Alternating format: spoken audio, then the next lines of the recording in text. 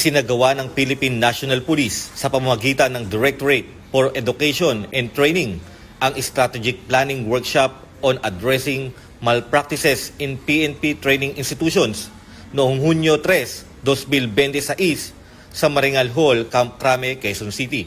Pinangunahan ni Police Major General Bowen Joey M. Masauding, Director ng Directorate for Education and Training, ang pagsasagawa ng workshop kasama ang DET Command Group, mga kinatawan ng PNP Training Institutions, Executive Officers at Training Managers. Dumalo rin sa aktibidad si Police Lieutenant General Nery Vincent D. Ignacio, the Chief Directorial Staff bilang panauhin pandangal at Head of the Panelist, kasama ang iba pang key stakeholders at mga resource speakers mula sa Royal Malaysia Police, Homeland Security Investigations Manila at United States Embassy.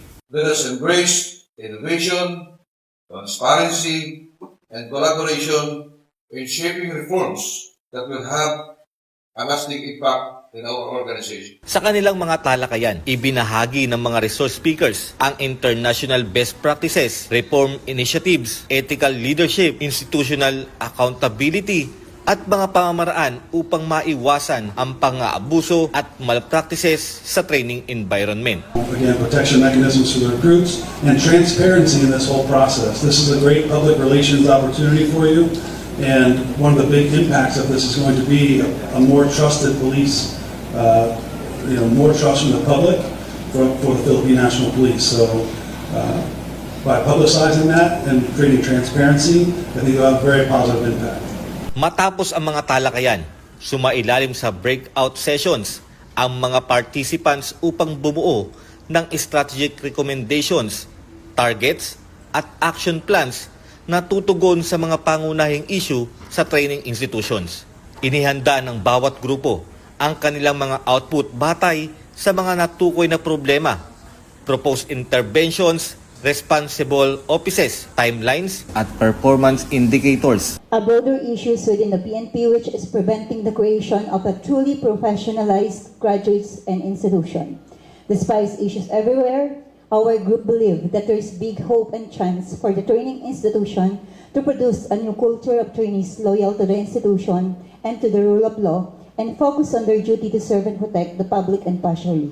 Ayon sa isa sa mga panelists, mahalaga na ang mga strategic output ay maging praktikal, nasusukat at tuloy-tuloy na naipapatupad sa bawat training institution. Doon sa goal po ninyo. Kasi po, pagdating po sa mga indicators, medyo mga output level po yun eh. Because you want to change the gender malpractices. Therefore, dapat, from your current state, where there's a gender-based malpractices, what will be the results after 3 years? Bilang pagpapatibay ng kanilang paninindigan, sabay-sabay na binigkas ng mga participants ang pledge of commitment at nilagdaan ang pledge wall. Sa pamamagitan nito, muling pinatunayan ng PNP ang kolektibong paninindigan nito laban sa anumang uri ng pang-aabuso, kaharasan, korupsyon at misconduct sa hanin ng mga training institutions.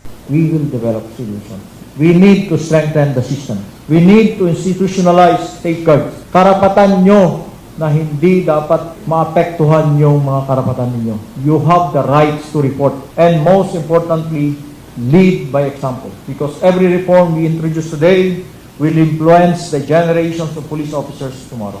Matapos ang workshop, sa turnover ng mga output sa Directorate for Education and Training bilang gabay sa pagbuo ng 3-year strategic plan para sa mas ligtas, profesional, values-oriented at accountable na training institutions. I would like to emphasize two things. First is collaboration among all stakeholders of the PNP. Meaning to say, an avenue or a room wherein all concerned units are gathered together to talk and thresh out problems. And secondly is the willingness to voice out gap identified in our training institution. Mula dito sa tanggapan ng tagapag-ugnay ng Pambansang Pulisya, ako ang inyong Police News Network Correspondent, Patrolman Lubimir Julian.